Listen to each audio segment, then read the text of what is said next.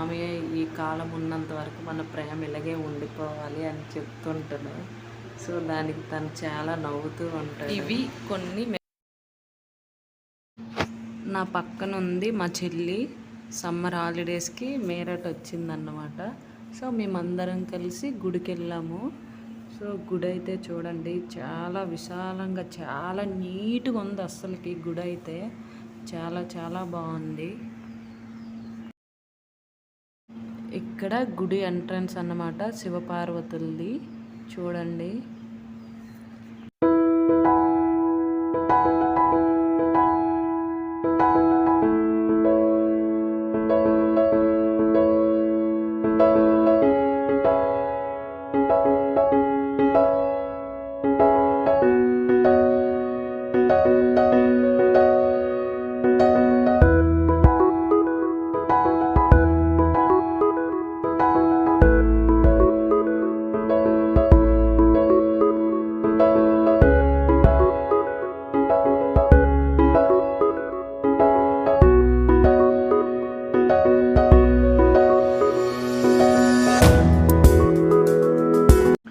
So అక్కడ కనిపిస్తున్న తనే పంతులు గారు.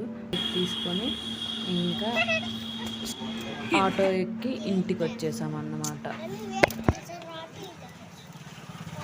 సో ఇదైతే మా యానివర్సరీ కేక్.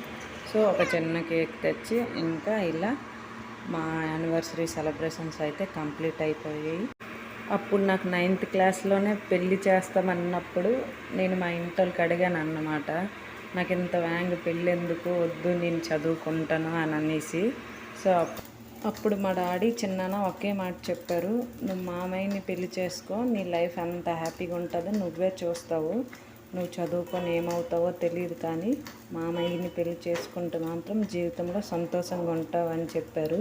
నా క్వశ్చన్కి వాళ్ళ ఆన్సరు. ఫైనల్గా మా పెళ్ళి అయితే అయిపోయింది.